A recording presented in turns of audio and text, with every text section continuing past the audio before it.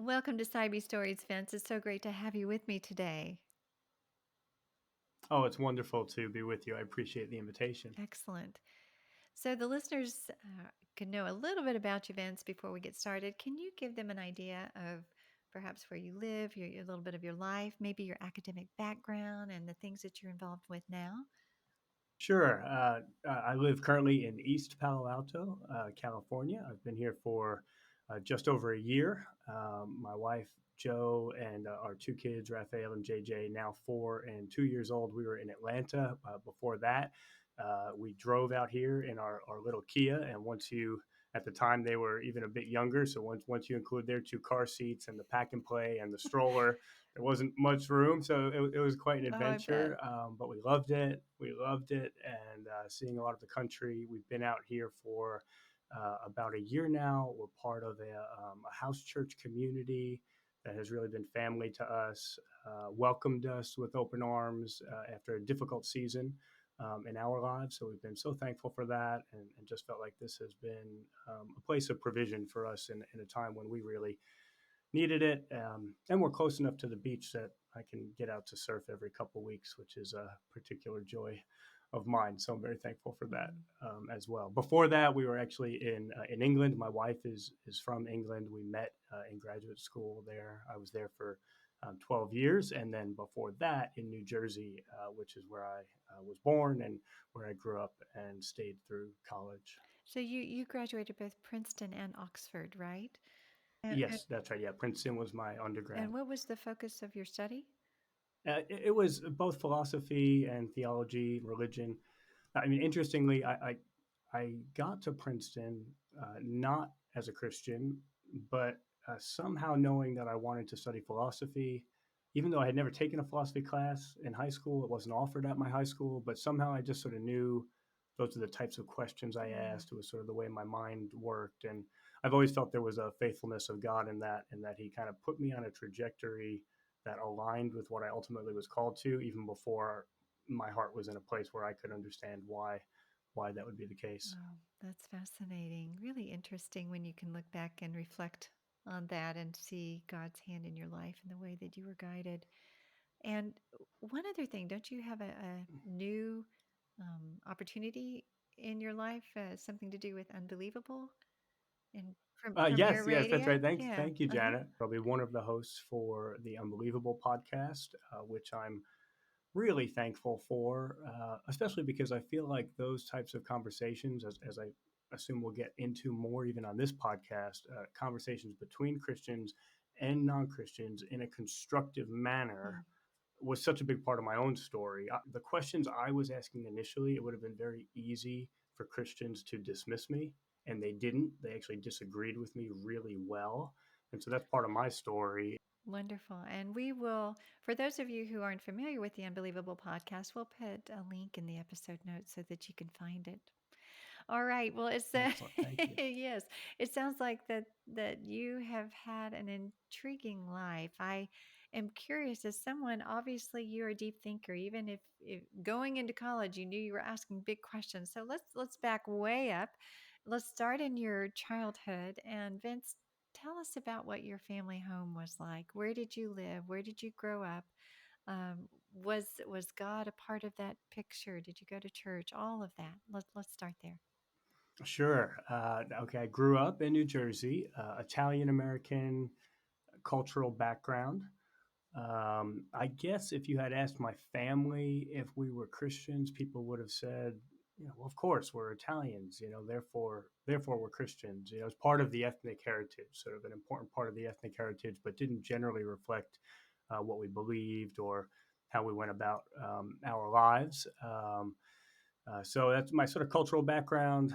And from a religious perspective, again, it was sort of cultural, ethnic, something we didn't think about too much throughout the year. And then at like 10 p.m. on Christmas Eve, somebody would say, you know what, we should go to midnight mass, and then we'd sort of gather up everyone, and that like sort of once a year, Okay. maybe we would go to church. So I don't remember as a young person meeting many people who thought very seriously about questions of faith or for whom belief in God made a very significant difference, in terms of whether people believed in God or not.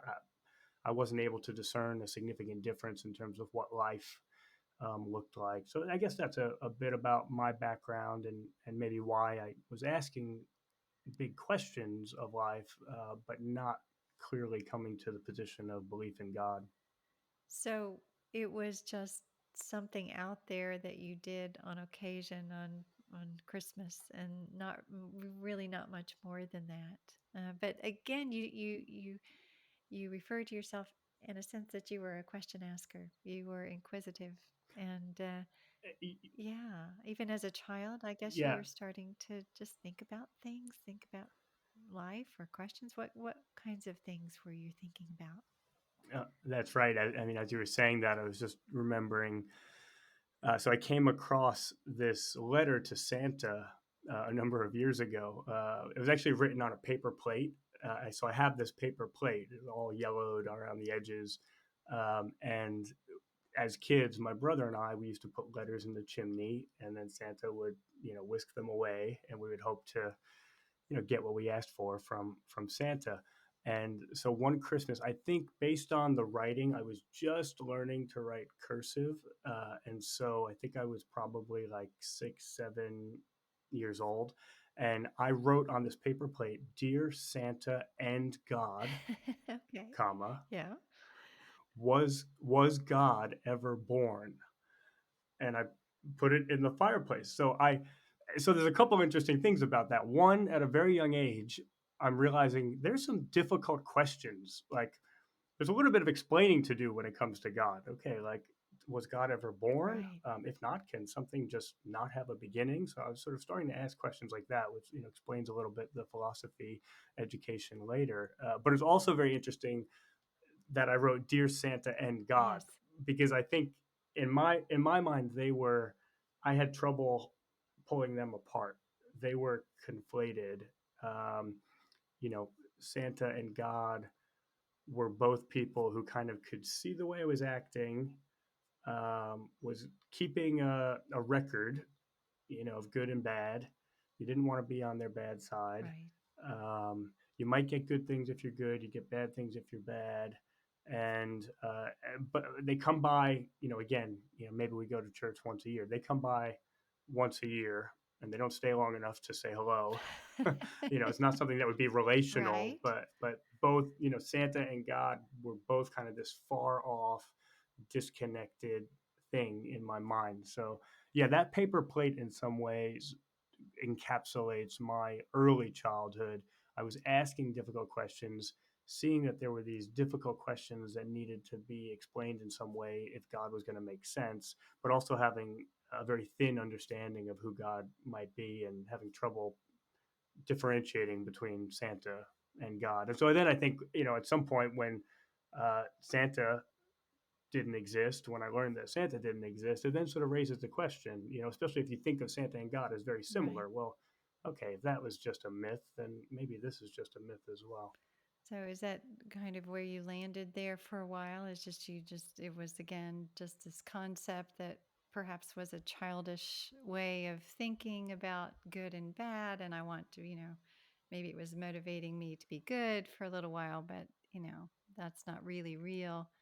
And Yes, I think that's right. I think when I started to ask some of my hard questions about God to people who believed in Him, I often didn't get very robust answers. Maybe I had some reasons to question why would God exist if Santa didn't. But it was also convenient for me because I wanted to be my own God. I didn't like that. I didn't like the idea of someone being superior to me, being better to me. I wanted very much to have control over my own life, and very much had, I think, a philosophy of life, which was you take control of your own life, you work hard, you are successful, you win. Life is one big competition. You're better than other people. You work to be the best, and that's where your value comes from. And so, if you, in a sense, surrender control of your life to someone else, well, then how am I supposed to have any value? Because hmm. all of my value comes from me controlling things and putting in the effort and therefore being rewarded with things because of what I've achieved. So there were things going on in my culture. There were things going on in terms of my family background, beginning to ask hard questions and maybe not getting robust answers. But it also was convenient for me to not take God very seriously because of the way I wanted to be at the center of things. So it was easy to leave behind and blaze your own trail, I guess, especially like you say, as someone who's driven towards achievement. So as you were growing up, you were pushing kind of those kind of questions to the background, at least with regard to God and religion and faith. Um, what I'm curious, as you were growing up and had just maybe dismissed that, um, did you give any thought to really what that was? Was that just what was religion? As a thinker, I'm thinking, okay, if that's not real, if that's just perhaps made up, or nobody really believes it, what what was religion in your mind? All these people who went to services on Christmas, what was all that Mm, even for? What was that?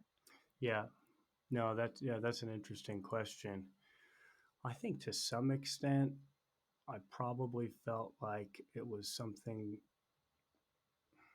for the weak to some extent. Um, Sort of, you needed someone else to tell you what was true about life. You needed someone else to do the things for you in life that you can't do for yourself. Um, I remember even at times in my youth coming up with kind of like my own philosophical, spiritual, metaphysical, whatever wording you want to use, kind of paradigms, for what was valuable in life and how you were supposed to order your priorities. But it was very much like Vince, in the late 20th century, as an individual, I'm going to figure out the way it's supposed to be. I'm going to figure out the correct philosophy. Everybody else has it wrong. And now, of all the billions of people who have lived, sort of, again, because life was one big competition. Mm. And in sports and in academics, I had done well at things. And so it sort of reinforced this idea of, okay, yeah, that's a way that I can see the world, and I can do well, and I can have value because I can do well at sports, be better than other people. I can do well at academics, be better than other people. And so now when it comes to the deep questions of life, okay, let me sort of create my own philosophical mindset and say, okay, nobody else was kind of smart enough to figure this out yet, right, in the history of the universe. But sort of now I figured out, and it sounds very silly and arrogant, and it was. But it's kind of the natural conclusion, kind of the natural place that you come to if you think life is all about one big competition. Then whatever it is, sports, academics, or your philosophy of the universe, you need to create it yourself, and it needs to be better than everyone else's. And yet, even during this time when I think I was, resisting God in my heart in a really serious way, I now look back and there are a few moments where, probably many moments when He was reaching out to me, but there are a few that I now look back on and think, whoa, like how gracious of God to interact with me in that way, give me that experience at a time when, I had my hand out to him saying, no, thank you. I mean, just one example, I was in high school and I rear ended the car in front of me. And so we get out of the car and, the man says we should exchange, insurance. And so I go back to the car. I'm thinking, oh, this is terrible. I go back to the car. I get my insurance. Feel sick to my stomach. We walk towards each other. I go to give him my insurance card, and it's like something just stopped him. I would now say like the Holy Spirit just stopped him. And he looked at me and he said, you know what? He said, my family's going through a really hard time. Why don't you just agree to pray for us and we'll just leave it at that? Oh my, that's Yeah. unusual. And unusual, right? And and at the time, like now I reflect back on that and I think what an incredible encounter. Like here's someone, like my mistake had a cost, had a cost for him, but he was the owner of that car. He had the right to say, you know what? I'm going to take this cost on myself. He still had to go get that car repaired. And in taking that cost on myself, instead, I'm going to invite this stranger who's done nothing but actually harm me and my property into relationship with me and my family. I mean, it was this beautiful depiction of the gospel. At the time, I wouldn't have been able to put any of that wording to it, but I did walk away like deeply moved and thinking that is not how I would have responded in that situation. There's something going on in that guy's heart which is different from what's going on in my heart. So even amidst all of this, keeping God at arm's length, God was very gracious in reaching out to me in a variety of Yeah, ways. that was a beautiful picture of grace. Um, but it sounds to me that you were uh, like, I think a lot of people, all of us, find ourselves in this situation, and many times we're independent, we're fine on our own. I've got this. You obviously had some skill, some talent, athletically, intellectually. You're able to achieve where you wanted to achieve, and so it sounds to me as if you had no felt need for God, like you say, that you were the strong, you were the one who's got it in control, you're the one who's going to figure it out, and that you had no need of God. And I think a lot of people find themselves in that place. They don't need the control or the interference or however they perceive God to be, but yet you got this amazing picture of, like, you were in a little place of need, and yet you received Yes, grace. That's incredible. that's a yeah, that's a great way to put it. That's absolutely right. I think that's what it was. It was God, trying, prodding me, trying to show me you do have need. You do have need. You couldn't take a breath if it wasn't if it wasn't for me. And part of it, I think, was you have to do quite a bit of self deception to get to the place of feeling you don't have any need. And part of that for me was always rationalizing that I had been right and other people had been wrong. When there was conflict in relationship, when I had hurt people, um, it couldn't be the case that I was actually wrong, um, and in need of forgiveness, even in need of a savior.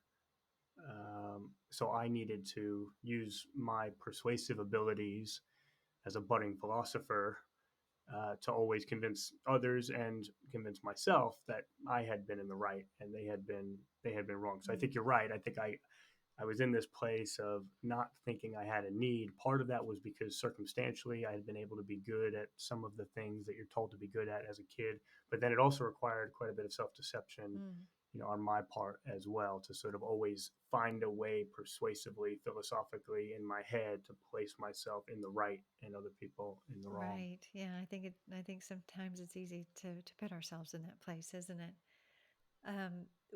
You had mentioned that even prior to going to Princeton, that you were kind of a young man who liked to think about big ideas, and that going in to Princeton, that's why you pursued philosophy. What kinds of questions or ideas were you considering, even as a high schooler, prior to college, that made you want to go in that trajectory?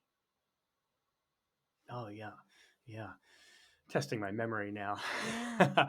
um, but I remember thinking about questions like, um, where did everything come from? Mm. Um, which I still think is an amazing question and one that people spend far too little time thinking about. I mean, sometimes we can go our whole lives without taking a few steps back and going, where did all of this come from? Right. Like, and and the intricacy of it, like the fact that we're sitting here as cognitive beings talking to each other over a technological platform that's somehow beaming stuff through the air. I mean, it's all just incredible. So I think I had, maybe it was God given, an innate sense of like awe and wonder at the reality of life, and that caused me to think hard about things. I think I thought quite a bit about love and purpose. Some of the big questions of life. I thought about what it meant to live a good life. Like what was the good life?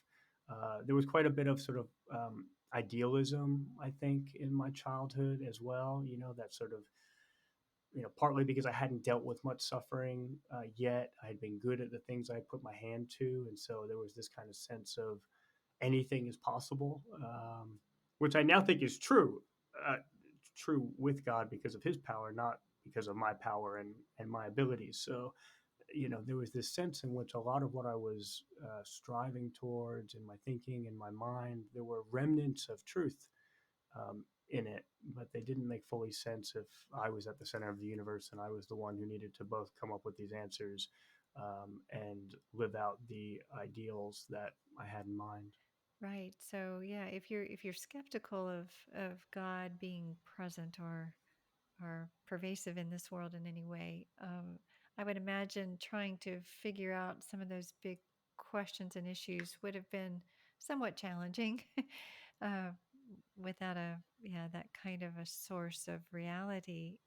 Did it when you were kind of asking those big questions, and even going into Princeton when you're starting into a rigor of asking those big questions, um, did did did that prompt you to think, well, how is all of this possible if God doesn't exist? If he, did it cause you to kind of reconsider that as an option, as more than just a Santa Claus figure that you had dismissed? Yes, I think so. I think so, at least to the extent of, did there have to be some sort of cause to the universe? Did that cause need to be intelligent in some respect? But even as I began to think about some of those questions, even as I began to take philosophy classes at Princeton, it was also still very convenient for me to keep any conception of God that I might have, or I don't know if I would have used that language, even any conception of kind of a first cause, uh, as still quite detached and Mm, far away, more of a deistic understanding, something that would allow me to explain certain things that seem to need explaining, but also wouldn't have much bearing on my own right. life, wouldn't infringe on my life and my control of it in the way that I wanted to live it. Probably, I thought more along those lines until I came into contact with Christians and a Christian community in particular, where I think up until then it was like, well, I have some thoughts about these big questions of life, and everybody else does too, and uh, nobody has very much confidence in them, and I've been able to kind of reason better than most people to this point, so my thoughts are probably better than most people's thoughts. And then I encountered a community of people that had a confidence about their understanding of the universe and God's place in it that was drastically different than anything I had experienced to that point, and that caused a lot of cognitive dissonance for me. Mm, I didn't know what to do with that, and they seemed in a much better place than me with respect to their understanding of and their experience of reality, and probably even the sort of competitor in me was bothered, by that, and right. knew I needed to do more thinking. Yeah. So how did who were these people exactly, and how did you encounter? And because oftentimes especially if you think that you're fine without God, and the religious believers are a little bit weak-minded, and those kinds of things. I'm just curious, how did your paths cross? Did how did I'm presuming you're speaking of Christians that you encountered, or some kind of Yes. community of Christians. How did that happen, actually? Yes, yes. Who were these Who were people these that turned people? my life upside down? Yeah, yeah, Who were they? right. Uh, and it's amazing. I mean, it's in some ways it's a superficial answer. Soccer teammates. Okay. It's one of the amazing things about sports is that you bring together in not just a superficial way, but in quite a kind of deep, we're bonded to each other way, a great diversity of people, all because we happen to be able to kick a ball reasonably well. And so I was on the soccer team as a freshman, just starting at Princeton, and there were two sophomores who were serious about their faith, who were Christians. I didn't know this at the time. they invited me to a meeting of Athletes in Action, which is a Christian fellowship. I didn't know what a campus ministry was. I didn't know what a Christian fellowship was. I didn't know what the word evangelical meant. I mean, all of this would have been outside the box of my awareness. I knew it was something Christian, and I had sort of, kind of cultural Christianity in my background. But the bottom line was it had athlete in the title, Athletes in Action, and I was being invited by two teammates of mine. So that was enough for me to go along. We were a few minutes late to this first meeting, and I remember walking in the back of the room, and one of the most impactful, like split seconds moments of my life was when I walked in and I saw these Princeton students, peers of mine, uh, other people who had sort of fought their whole life to be the best and to be praised as perfect, and they were singing their hearts out to this invisible God. And I instinctively immediately knew whatever these people mean when they say that they're Christian is different from what my family and cultural background means by that Mm. term. And then I began to just observe this and even listen to the lyrics of some of the songs, and I realized these Princeton students are praising, worshiping this God precisely because of how much greater he is than them. Mm. But remember, my philosophy of life was that life was all about being the best, being better than other people. If Right. somebody was better than you, that made them an enemy, and then you had to do everything you can to try to top them. And here were these successful Princeton students humbling themselves, singing their hearts out in this intimacy, treating God like their best friend, when the fact that he was greater than them should have made him an enemy. So I don't know if I could have put all that language to it at the moment, but I do think that that's what I was experiencing and what I was feeling. And uh, and I walked out of that meeting, and I can remember that I began to pray an agnostic's prayer. Mm. I thought these people know something and have experienced something that I don't know and I haven't experienced, and that bothered me. And I can remember sort of philosophically reasoning to myself that if there is a God, he would honor a prayer of this sort. God, I don't know if I'm talking to anyone, but if I am, I would really like to know about it. And I began to pray that prayer after my experience at that meeting. Was that prayer answered in any way? It was eventually, um, and that was a process. And I'm so thankful for this community that came alongside me, this Athletes in Action community, came alongside me in that journey. I was challenged to read the Bible, starting with the New Testament. I hadn't really read through it before, and was challenged to read before I made a decision about faith. And when I first began to work through this Bible that I was given, I would actually I would cross things out when I disagreed. I would add things when I thought I knew better.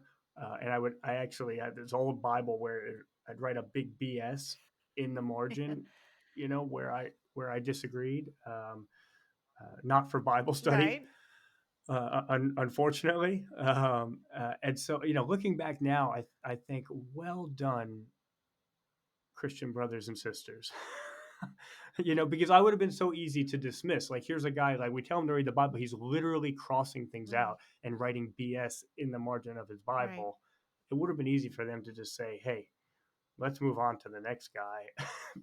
This guy's just, too far from that. He's too arrogant in his own thinking. Yeah. But they journeyed with me. But how amazing that you actually took the challenge and you opened the Bible Yes. and you actually read it for yourself rather than just presuming what you knew was in it or dismissing it out of hand. You actually opened it and started reading. The things that were giving you trouble, were they the miraculous, the seeming supernatural, or this could never have happened, that kind of thing, or were there also some surprises like, this is not what I thought it was. This is more historical in nature. This is, um, or any thoughts? I mean, what were you thinking as you were Hmm. reading through the Bible for the first time? Yes, all of the above. And I like how you point out, but hey, you did take the challenge, and even in that, um, there's a real graciousness of God because it was probably partly my competitiveness, which in some ways had been my downfall in terms of my understanding of spirituality and what was in my heart. And yet, even that, God was able to use as part of my story. I wasn't Right. gonna, maybe I wasn't that interested, but nobody challenges me, and I don't do it. Right. So I'll take the challenge. I'll Okay. read the Bible, and I'll read it faster than anybody else read it. So Right. I didn't like the idea that other people knew the Bible better than I did. They were able to speak with competence about Mm, the Christian ideas in a way that I was not able to. So, there was probably very mixed motives in my heart, some good, some bad, but God was able to use even that. And I began to read through, only having read snippets before. I found myself um, very drawn to the person of Jesus, the way that he carried himself, the way that he treated people. You who are without sin, throw the first stone. Pray for your enemies. Love your enemies. Pray for those who persecute you. Do to others as you would have done to yourself.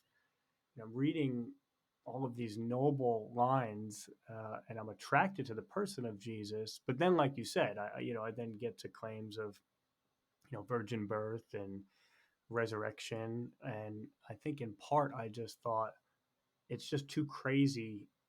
It's too crazy to believe. But then I took the challenge and I kept reading. And then in particular, when I got to the Acts of the Apostles, that history of the early church after the Gospels, I started to come across all sorts of words that I never expected to see in the Bible. Words like examined and convinced and explained and debated, even proved, persuaded. I read that the Bereans were more noble than the Thessalonians. Why? Not because they took some blind leap of faith, but it says because they examined the scriptures daily to determine if what they were being told was true. And I just, the more I read through, in particular, Acts of the Apostles, and saw how much the early church was spending their time reasoning with people and saying, this is believable. By the end of that book, I had to say to myself, okay, this is actually not a faith that's asking me to take a blind leap of faith or to park my brain at the door. And that was very important to me because I was already studying philosophy. I felt that that would lack integrity. right. And I had to come to the conclusion this is a faith that's asking me to love God with my mind. And that at least opened the door for me to pursue that further. Wow. So you invested enough to be willing. It sounds like curiosity, competition, challenge, at the beginning, but then there was something that grabbed you. Of course, the person of Christ Yes. grabbed you, and then the narrative grabbed you, and then the intellectual, seeming intellectual rigor of it somehow grabbed you. And so take us along this path. What happened? Did you continue to, I mean, obviously you're wrestling with some difficult issues of what you're finding, but you're, I guess it's still pulling in the direction of towards belief. Yes, and at this point, it's a whirlwind going on in my mind as I'm trying to get my head around all of these new ideas and keep up with my classes and sports. But you're right, I was grabbed by the person of Jesus, and that kept me investing.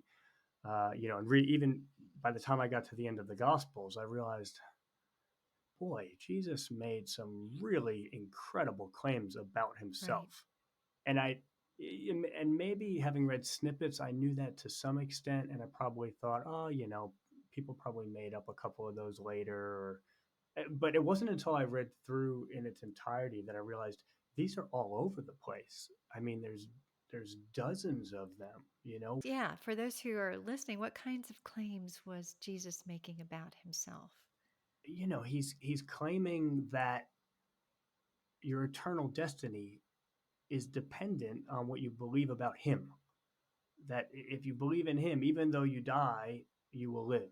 He's claiming that he's Lord of the Sabbath when it is talking about what we're allowed to do on the Sabbath or not. I mean, the Sabbath is one of the Ten Commandments from a Christian perspective, and he's the Lord. He has authority over the Sabbath. He's referring to himself most frequently as Son of Man, which I learned around the time refers back to Daniel 7 and this sort of eschatological picture of God coming on the clouds of heaven as the Son of Man. He claimed to exist before Abraham, who existed thousands of years ago. So all these claims, he claimed to forgive sin, like not to sin against himself, but like to just be able to blanket make a statement that someone's sins are forgiven, and that's a very weird claim. If one person sins against another, I can't just pronounce that the person's sin is forgiven when it's not even against me.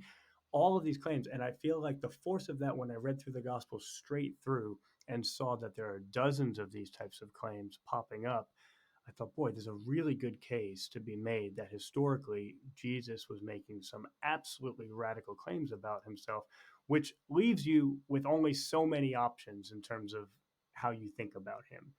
He could have been a vicious liar, but it would have to be a vicious liar because he knew full well that his best friends were getting persecuted and ultimately going to be killed for believing what he was telling them.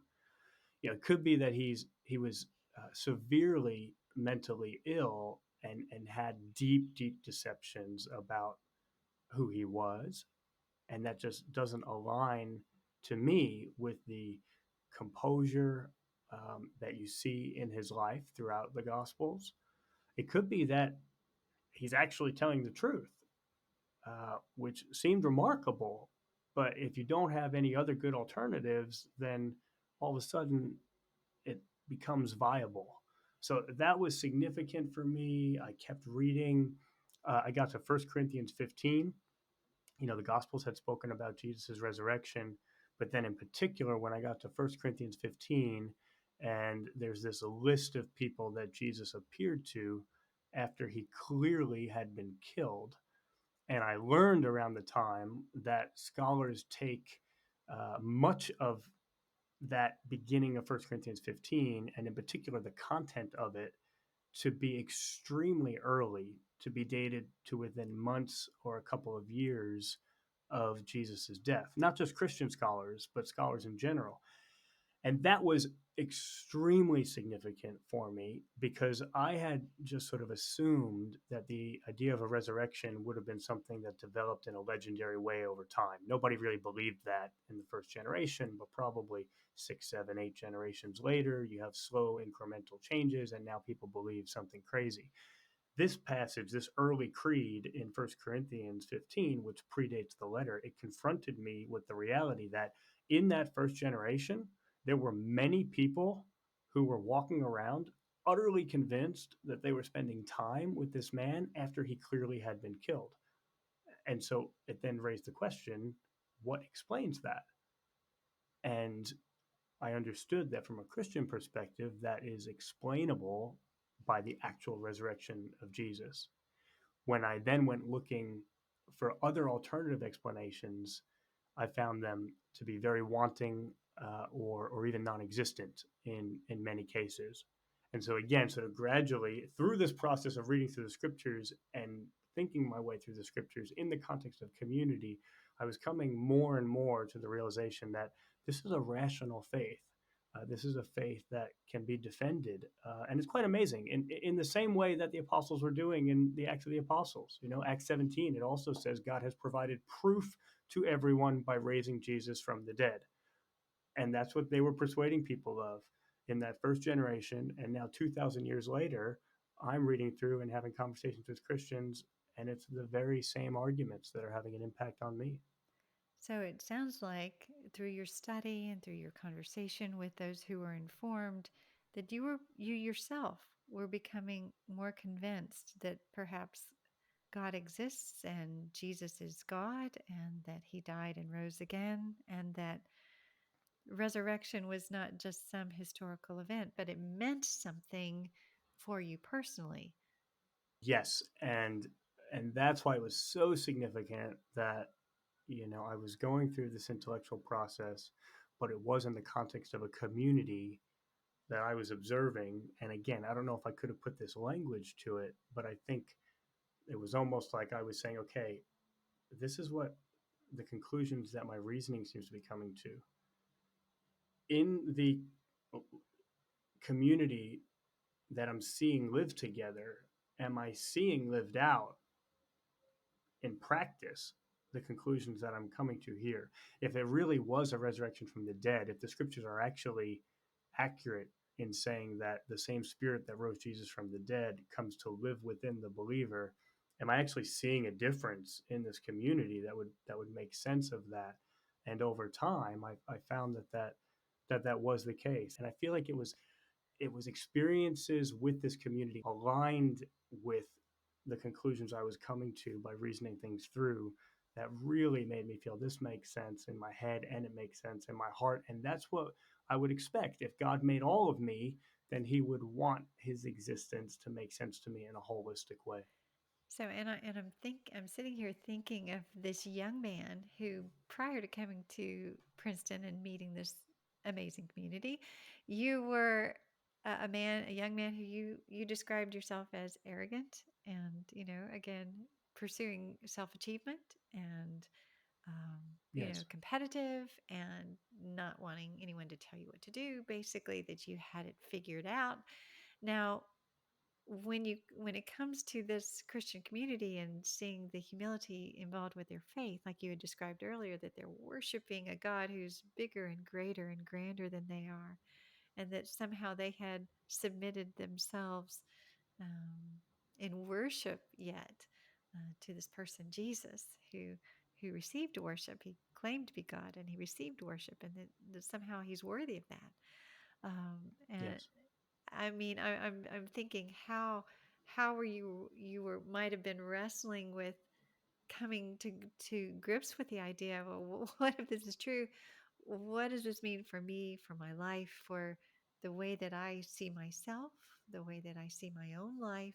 I mean, are these, as C.S. Lewis says, is this the hound of heaven, kind of coming to interfere, and break and be the iconoclast who breaks all of my Yes. my preconceptions of who he is and who I am. And I'm sure that there must have been some wrestling, or was it just a simple kind of like, no, this is true, and somehow, like you say in your heart, that you kind of turn towards, no, this is really what I want. If this is true, then your desires kind of conformed to that reality. Yes. I think it's a very perceptive question because I probably could have gotten to this point in my journey and still never really surrendered myself to Christ. I could have gotten to a point of intellectual assent and even like admiration for Jesus and for the community that he had set up or that I had experienced in this context, at least, without there actually being this sense of like you said, humbling myself and actually worshiping Jesus. That was another step on my journey. And for me, it really came later in my journey. This happened over a period of about 9 months from when I first went to that meeting to when I actually gave my life to Jesus. But later in that process was a point where, and I think the Lord just knew when the right timing was for me, when I sort of knew enough to experience this in the right and most helpful way. But I really felt conviction of sin in my life, and in some ways, really for the first time, in a deep and sustained way. Uh, Again, because I was so adept and in the habit of rationalizing and explaining away my sin beforehand. But now it was clear to me, and I think that was a gift of the Holy Spirit. It was clear to me that certain things were wrong in my life, certain things I was doing were wrong, and I can remember sort of. So now I'm in sort of like two worlds, right? The Holy Spirit sort of convicting me of sin, but there's still part of me that's like, but I'm in control. I'm powerful. I'm the divine one. I can make what I want of my life. So I had this conviction of sin from the Spirit. I sort of accepted that. And I can remember thinking to myself, okay, well, if now I believe that that's wrong, I'll just stop doing that, on my strength. I'll just sort of flip the switch and we won't do that anymore. And I can remember trying to do that and falling flat on my face, and then thinking, okay, I obviously didn't try hard enough. Okay, now I'll try harder. Flat on my face. Okay, now I need to try as hard as I possibly can. Okay, let me try as hard as I possibly can. Flat on my face. And it was sort of that first time in my life where I came to the conclusion and was willing to accept the conclusion that I'm actually weak. There's sin in my life that I am helpless to do anything about, or to even understand fully without the help of someone who's greater than me. And that was very much the most significant place that I needed to come to, in my heart. And I think it was really essential that I came to that place before I made a commitment to Christ. I had to get to a place where I was ready to see Jesus as my savior. Mm. I think before then, I might have even been willing to say, look, logically it makes sense. Rationally, yeah, he's God. He's the one that actually created the universe. But that's different than saying, and I required saving and he saved me. So that's a very important part of my story. Mm. Yeah, sometimes it just is a process, isn't it? And I think sometimes we need to be patient with ourselves and with others as they're trying to figure things out and are moving in the direction of God. Um, yeah, I think, and I love your honesty there. It's very transparent because we're all guilty. I think, I think the word says we're all guilty, and we are, and we Yes. all need saving from ourselves, and that takes such a posture of humility that is oftentimes for all of us unnatural. It's an unnatural state. But once you get there, it seems like there's a lot of freedom that comes with that and a burden that is lifted once you give that burden to Christ. So I'm wondering, I'm sure your life changed quite a bit after you came to that place of surrender, not only in your life and in your pursuits and the way you answer questions, but it probably, in a sense, as a thinker, I would imagine asking these big questions, you can see how the reality of God really does bring things into focus in terms of it does help answer the big questions of life. As a philosopher, um, how is it through um, being a believer in Christ? You believe the word that it's not for weak-minded individuals. It's actually pretty robust of Yes. um, worldview to believe in. How has it um, shaped your understanding, really, of uh, of things intellectually and in your life? Yes, I love that you used the word freedom. That's probably the word that most characterizes what my experience was of making that decision to surrender my life to Christ. Not everyone has a specific moment, but for me, there was a moment in my dorm room. I was in 122 Jolene Hall, and it wasn't. I was reading a book at the time, but it wasn't like there was something very specific in that book. I think God just knew it was the right time in terms of the process He had taken me on in both my head and my heart, and in the context of community, to give me the gift of faith. And I just somehow knew in my spirit, in a way that so far transcended any of my calculations or philosophizing, that God was real, that Jesus was who He claimed to be, that He was present with me, that He loved me, what He had done for me. Nobody was in the room, but I dropped to my knees and I exclaimed out loud. I said, "Oh my gosh, this really happened!" um, um, and freedom, I think, was the experience. And since then, this this freedom to stop competing to be loved and to start enjoying it. Mm. Um, there was no rest. There was no rest before that because I always had to compete, for my value and to be loved. And now I could rest in that and just enjoy being loved. And yet, I competed harder than ever, whether it's on the sports field or with my academic studies. But it actually wasn't a competition against other people. It was an opportunity to worship God in gratitude for what He had given Mm. me. Now it's like, whoa, I'm not doing this for myself. I'm doing this for the God of the universe. So, Oh, interestingly, sometimes people think, okay, well, God gives us our value. God loves us no matter what. So we don't really need to work hard at anything. At least my experience was I felt the freedom to work harder and to really pour myself into the things that I was passionate about, because now it was, well, this is not just like my individual preference. This is a calling given to me, by God. There's something eternal about this. The good things will last, for eternity. They're not just transient. They won't just pass away. This isn't just for myself. This is honoring someone who has done so much for me, who gave their life for me, and this is my opportunity to give my life back to them in service. So I found that there was a freedom, a rest, but even in that rest, a passion to pursue the things that I had been inclined to with even more tenacity. that's so beautiful. What a tremendous paradigm shift, really, in the way that you. I mean, it's not like you say. I appreciate that you're still not working. You're working hard, but it's with a different lens. It's with a different perspective and a different motivation, and you're still striving for excellence. It's just Yes, the motivation is different. Yeah. that's right, and the goodness of God that again He actually wove into my story, things that He had given early on in life, even when I didn't know what to do with them, like an ability to persuade.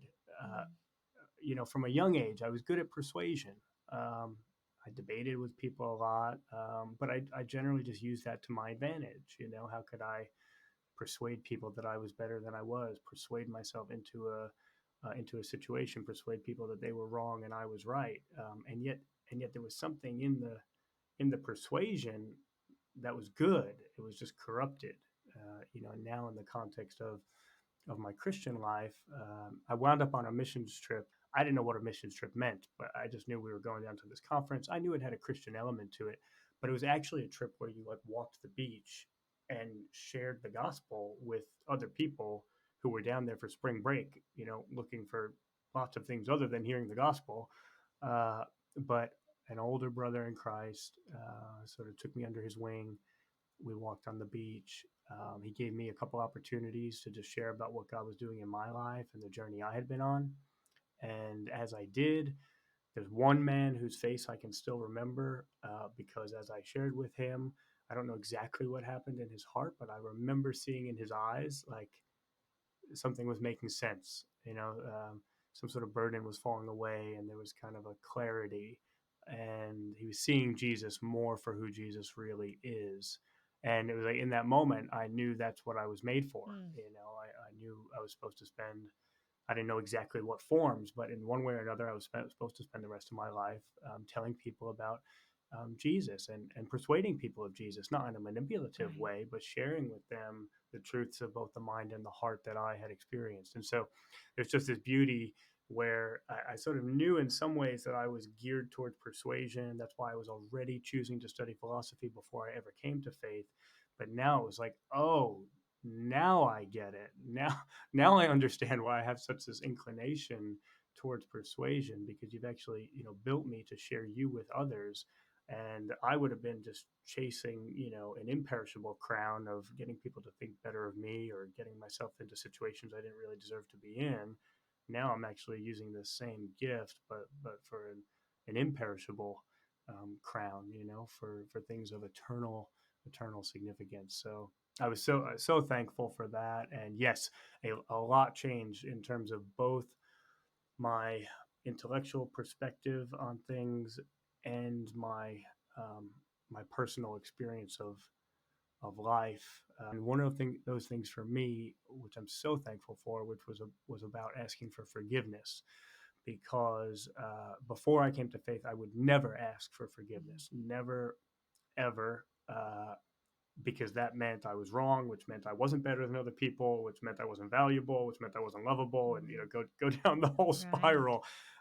So I couldn't ask for forgiveness, and so I then had to live with a lot of self deception about why I was right and other people were wrong. And this was partly cultural in my sort of Italian American background. In my family, people really didn't do reconciliation. They got mad at each other, and then they didn't talk until no one could remember why they were mad in the first place. Uh, Yeah. and then one person would Oh. show up at the other person's doorstep with a tomato plant, and uh, and it was always a tomato plant, Italians, and then they'd be like, "Oh, brother," and Ah, then they would hug it out, yeah. but no words exchanged, no apology, no forgiveness, and then things would just kind of move forward. Right. But all that to say, the week that I came to faith, one of the next mornings, I woke up with a flood of conviction about ways that I had hurt people in the past. My. Oh. Um, all instances where previously I had rationalized to myself, got myself to believe that I had been in the right and they had been in the wrong. And now the Holy Spirit was giving me actual clarity of thought about these situations and where I had actually hurt people. Not condemnation, but conviction, almost a freeing conviction, the freedom to actually live in reality and acknowledge truth. Mm. And I felt this compulsion to sit down and I began to just write letter after letter to these people, acknowledging ways that I had hurt them and apologizing.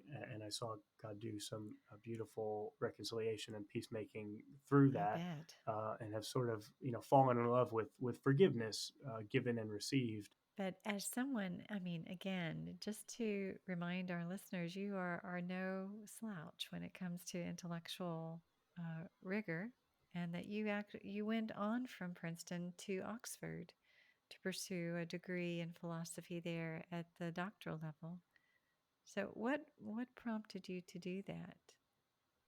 It's the goodness of God that I was already studying philosophy. He, even when I was not following him, sort of set me up to be able to do that, to study something that was aligned with what I was called to. And so my interests became more and more theological, but retained the philosophical element as well. And I really got into philosophy of religion, arguments for and against the existence of God, questions about the nature of God, some of the questions that really can act as obstacles to people taking faith seriously, Mm, some of which acted as obstacles to me taking faith seriously. And so I had a passion to study those questions, really because I began to share the faith with people after that experience on that missions trip at the beach.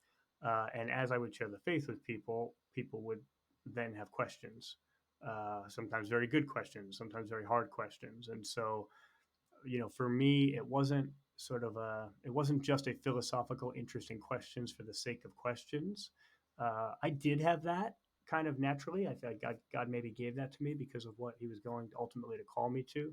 But really, the primary motivation to dig deeper in this area was sharing the faith and people asking questions and realizing part of what it meant to love them well would be to take their questions seriously and try to provide them with good answers. And so, even though I was studying philosophy at an academic level, I always thought of it as part of my service to actual people that I was going to meet in a taxi or an Uber or getting a haircut or in the context of community in some way. mm.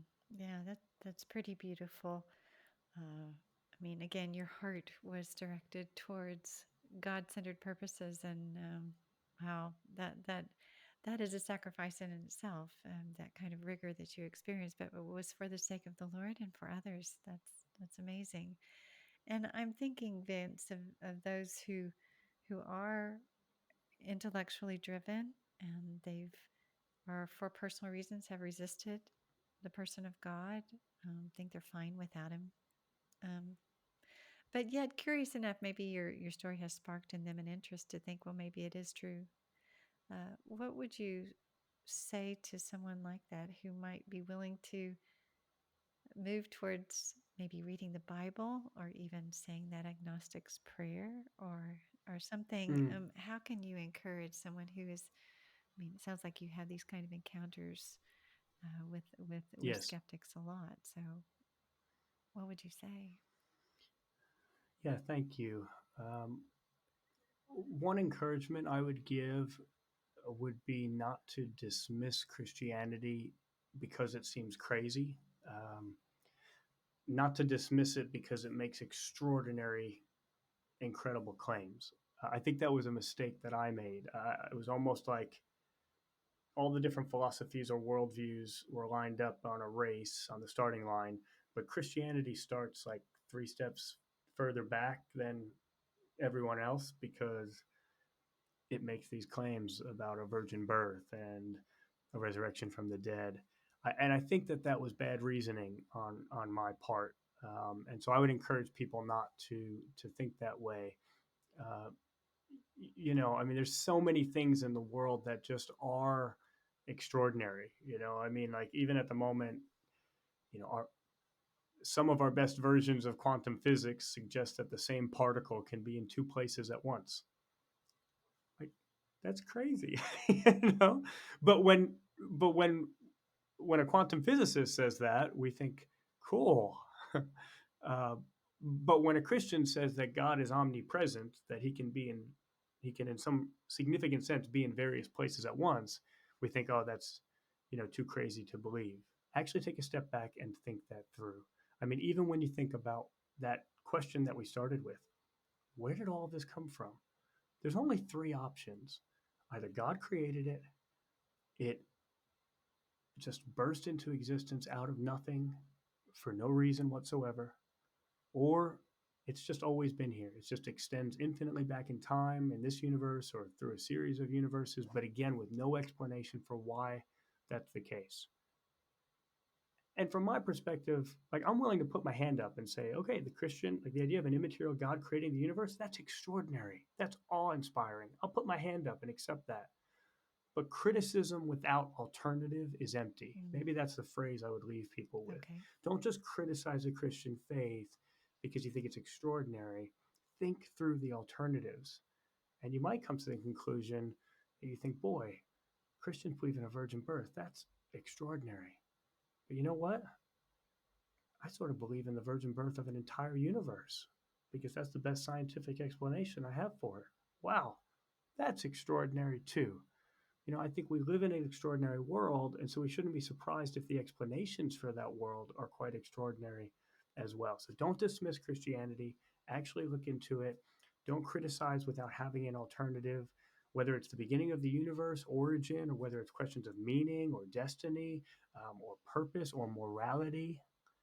Put the different ways of seeing the world side by side. And even if one seems quite extraordinary, say, okay, what is the alternative?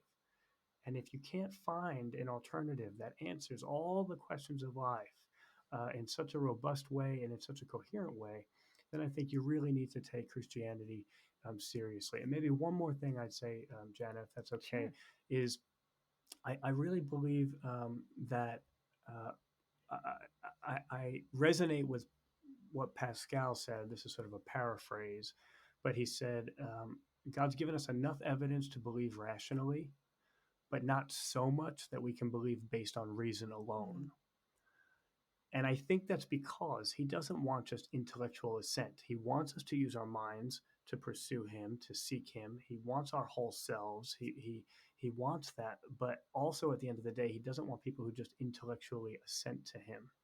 He wants us to know him in a deeper way, in a relational way.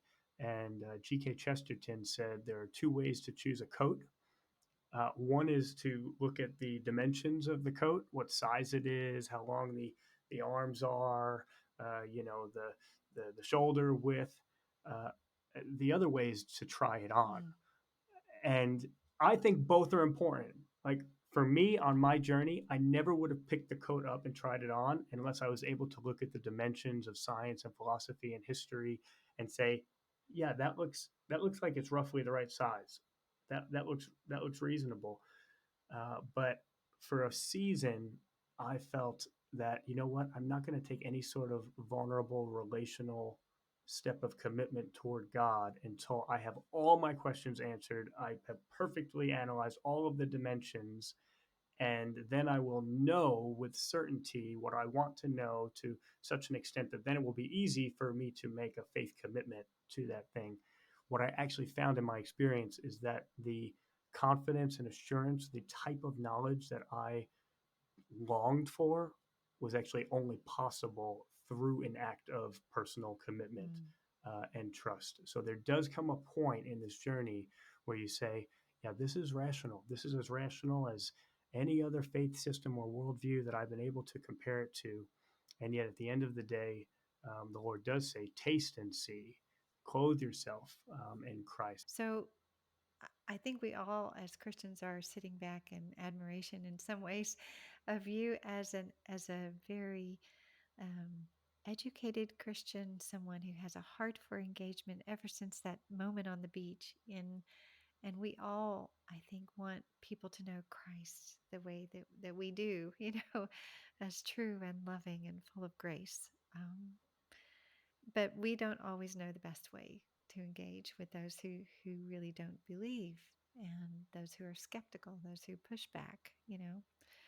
And so, sitting where you do now, having lived and engaged for a number of years, how would you encourage us as Christians to think about stepping out or stepping forward or engaging in a way that's meaningful um, as ambassadors for Christ?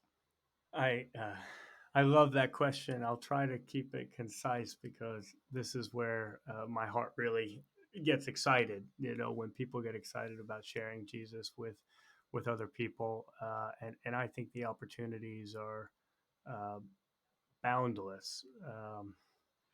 Take a very simple question like, "How was your weekend?" Uh, how many times will you be asked that question over the course of your life? Right? Say you get asked it, 5 times every Monday for the rest of your life. I mean, that's thousands and thousands of times that you're, asked the question, "How was your weekend?" And so often as Christians, we just say, "Fine, thanks. How was yours?" um, and but if you worship the living God in the context of community on a Sunday, um, I mean, that's not even an honest answer, right? Um, 1 Peter 3 tells us to be prepared to give a response to everyone who asks us for the reason for the hope that we have. And I think sometimes we take that much too narrowly. Like, okay, let me be prepared for the specific instance where someone says, "Hey, can you tell me about the hope that you have in Christ?" And we don't realize that those opportunities are there all the time. If you have worshiped the living God in the context of community on a Sunday, the question on Monday, "How was your weekend?" is an absolute gift, and it should not take you by surprise. You know full well that question's coming on Monday. So put some prayer into it, put some thought into it, that you can have this creative, engaging, not manipulative, real answer to that question on a Monday. I find that oftentimes we find it so difficult to wind up talking about Jesus in conversation because so often we're trying to get from shooting the breeze to Jesus, and that's like a big jump. But if we could spend more of our time in the middle ground of asking creative questions, having meaningful conversations about things that matter, Jesus, makes his way into those conversations quite naturally. I would say to people, um, I would say don't water down the faith in your desire for people to commit to Jesus. Mm. God doesn't need us to sort of be his kind of marketing campaign where we make it more try it on our own to sort of make him more appealing to people, or think, "Oh, okay, if I put it this way but don't mention that and don't mention that, maybe it'll be a little bit easier for them to sort of make this commitment." Just remember, like, Jesus said, "Whoever would come after me, be my disciple, must deny themselves, take up their cross daily, and follow me." um, and so be honest with people. We actually, you use the word surrender earlier, Jen, and I think that's the right word. We do a disservice to people if we make an invitation to Christ but water it down and make them think it's something less than surrender, because that's different. It's even different than commitment. There are lots of things I'm committed to. I'm a committed New York Yankees fan. My dad was before me. My son hopefully will be. I'll be a New York Yankees fan, the day I die. But I'm not surrendered to the New York Right. Yankees, right? There's It's a very different type of relationship, Yes. and I think sometimes we have this tendency to think God needs us to sort of recalibrate His gospel or what it means to follow Him in some ways. Resist that temptation. Pray for God's heart for people. I think that is so significant because at the end of the day, God will use you when your heart breaks for the lost. So pray for that because we all can have that. It's not something we can manifest. It's something God can give as a gift, and I believe will give to those who ask Him. And then the last thing I would say is just um, an encouragement that God is always doing more than we can see. Nevertheless, and not too long ago, I had an encouragement in this respect with regard to my own story. So I told you that I came to Christ in 122 Jolene Hall. That was my dorm Yes. room. That's where I dropped to my knees. Yes. A few years ago, I was telling my story somewhere, and I didn't normally mention that specific room number because most people, that doesn't mean anything to anyone. But I happened to say that room number, 122 Jolene Hall. And afterwards, a woman came to the front, and I could see she was tearing. She was emotional. She was moved. And she said, "Did you say 122 Jolene Hall?" And I said, "Yes, that was my dorm room." And she said, "Well, I'm about 15 years older than you, and I went to Princeton too, and I lived in 121 Jolene Hall next door." And she said, "I spent my 4 years in college praying for the salvation of the guys in 122 Jolene Hall." And she said, "All these years, I felt like God didn't hear that prayer because I never saw that prayer answered. But as you said that from the front, I realized that God not only heard my prayer, but He answered my prayer word for the salvation of the guys in 122 Jolene Hall." And so, just the graciousness of God that 15 years before I even would have given Him a second thought, He had someone literally praying for the floor on which I would drop to my knees and give my life to Him. And, I guess if you're from a skeptical persuasion like I was, you could chalk that up to a very great coincidence.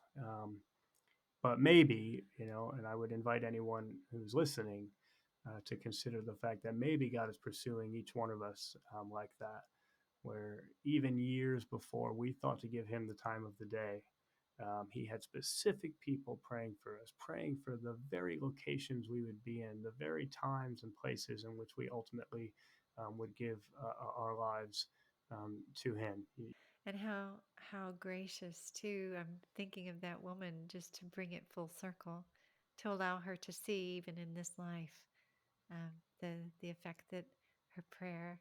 I mean, it was a blessing for both of you. That didn't need to happen. I mean, what what are the odds of you two? Her hearing your conversion story. I don't know.